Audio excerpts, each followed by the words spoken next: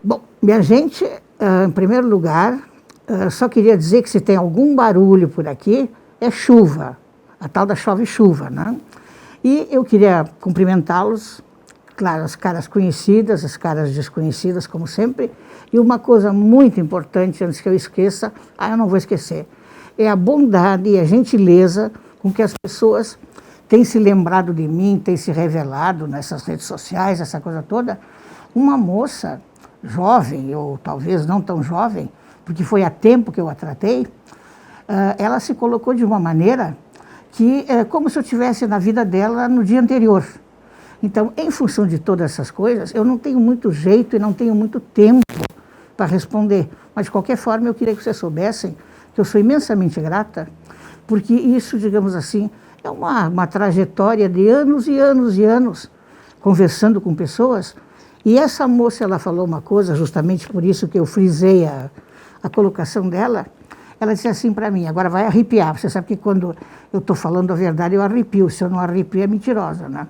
Aí ela chegou e disse assim, doutora, depois de muitas consultas, a senhora foi a primeira que me tratou como uma pessoa. Aí eu fiquei pensando, bom, eu tenho tratado pessoas há uns 40 e tantos anos, né? É que no caso, digamos assim, eu penso, e sempre dizia quando eu era professora de medicina, que a primeira coisa que você tem que fazer, quando está num consultório, não interessa o que você é, qual é a sua especialidade, o que você tem que ver é que aquela pessoa está na sua frente, por livre escolha dela, ninguém mandou, ninguém obrigou, e o que ela precisa, antes de mais nada, é um contato humano. Só que isso aí, às vezes, tem sido esquecido, né? E, voltando a essa senhora, agradeço muito mais uma vez essa linda imagem vamos dizer assim, me tratou como gente. É isso que eu penso. E a nossa coisa do dia de hoje, voltando ao tal de quando eu era professora, eu sempre, nos meus materiais, está escrito professora doutora. E as pessoas colocam assim, por que professora doutora? Eu sou professora e doutora, com doutorado, aquela coisa toda. Só que professora eu comecei a ser jovenzinha, lá nos anos 60, hoje eu vou falar nos anos 60, e a questão de ser professora. Eu, junto com a Faculdade de Medicina, eu era professora de pré-vestibular. Então, a minha carteira do trabalho, ela está assinada pela primeira vez lá como professora de biologia, zoologia, aquela coisa toda. Então, professora, doutora, eu sou muito orgulhosa do professora. Só um detalhe, não me perguntem quantas aulas de didática eu tive, não tive nenhuma. Cheguei lá na raça e na coragem, né? Comecei a dar aula e cheguei à conclusão que sabia e fui embora. Então, voltando ao nosso dia de hoje, eu tenho várias coisas espalhadas aqui, só que cada uma dessas coisinhas elas vão ser mexidas novamente. E uma das coisas que eu vou falar hoje, aqui nessas partes, existem várias vezes que eu comento esta folha aqui que está. Então, vocês lembram que eu falei que quando eu vou definir alguma coisa, eu não gosto de ficar colocando palavras minhas, eu gosto de respeitar a definição. Então, aqui nesta coisinha, se vocês observarem, tem um bonequinho. Esse bonequinho tem uma coisinha na cabeça, tem uma coisinha no coração e uma coisinha aqui embaixo. E aqui tem o azul, tem a coisinha que está aqui no coração e aqui em cima também. Bom, o que é essa folha aqui? Ela é muito inteligente e ela fala o seguinte. Em primeiro lugar, o que você chamaria de identidade de gênero? Eu sei que todo mundo sabe, a maioria das pessoas sabe, mas eu faço questão de frisar. É a maneira como você se enxerga, o gênero que identifica como fazendo parte. Então, isso aí seria a identidade de gênero. A orientação sexual indica aquilo pelo qual você sente atração. Mostra para que a sua sexualidade, o seu amor, essa coisa está voltada. E a última questão do sexo biológico é sua genitália, os cromossomas, quando você veio ao mundo. Bom, quando eu for falar agora, normalmente quando eu vou me referir a homem e mulher, ou macho ou fêmea, eu vou me referir ao sexo biológico. Se por eventualidade as outras palavras aparecerem, vão aparecer no contexto correto delas. Identidade de gênero, orientação sexual ou, digamos, o sexo biológico. Bom, então, isso aqui, vamos deixar aqui do lado. E eu falei para vocês que hoje eu tinha muitas notas e tudo, só que esses pequenos cadernos, hoje são pequenos cadernos, cada um deles foi um livro que eu li. Então, como foi um livro que eu li, eu tive que resumir, para que desse para passar para vocês. Então, vejam bem esta aqui. Essa moça aqui, ó, se vocês observarem, uma dama linda, maravilhosa, o nome dela não era esse que está aqui. Aqui estava Olympe de Gouges.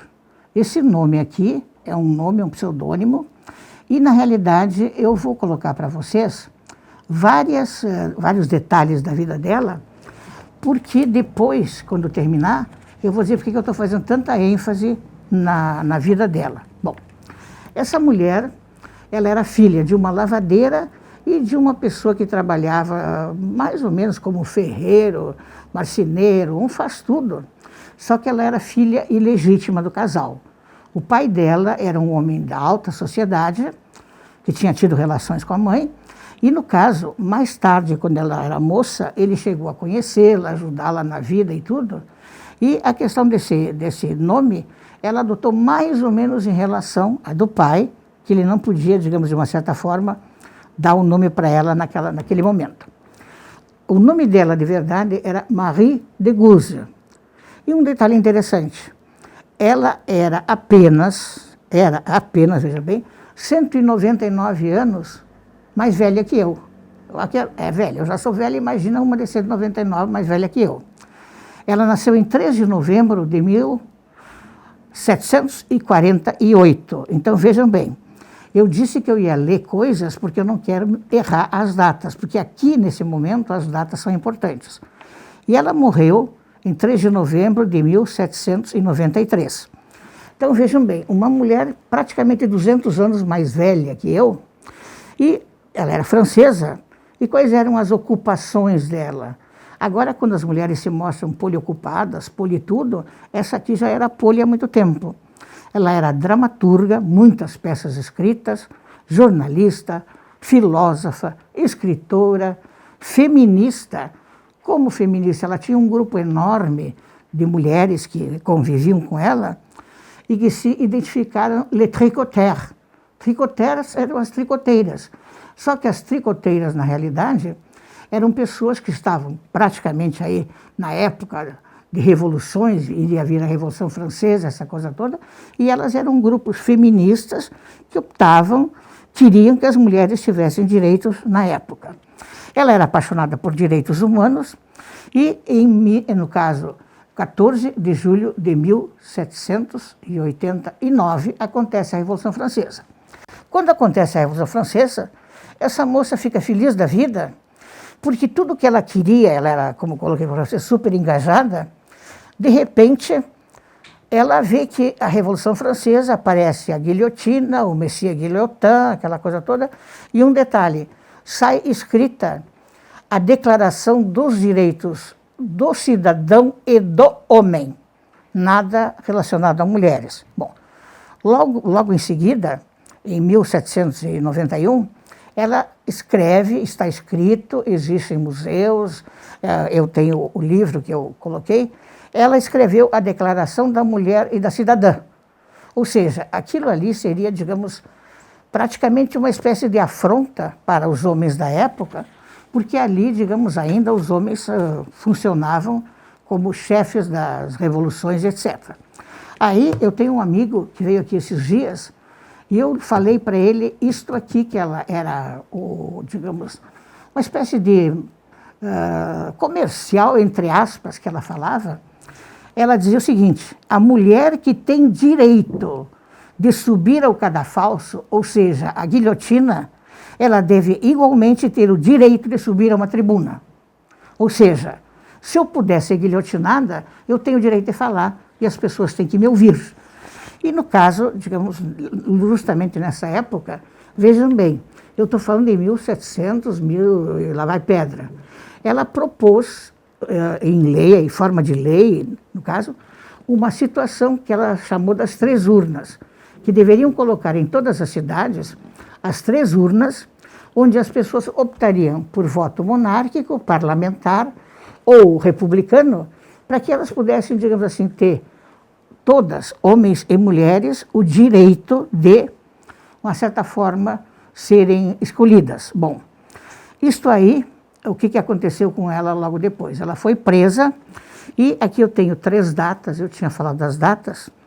A primeira data que eu tenho, 21 de janeiro de 1793, Luís XVI foi guilhotinado.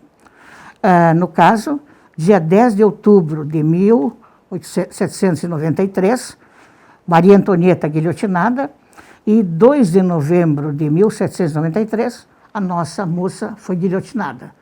Ela foi guilhotinada, ela teve direito de subir ao cadafalso, porque ela conseguiu subir à tribuna. Então, eu diria que essa era uma baita mulher na época.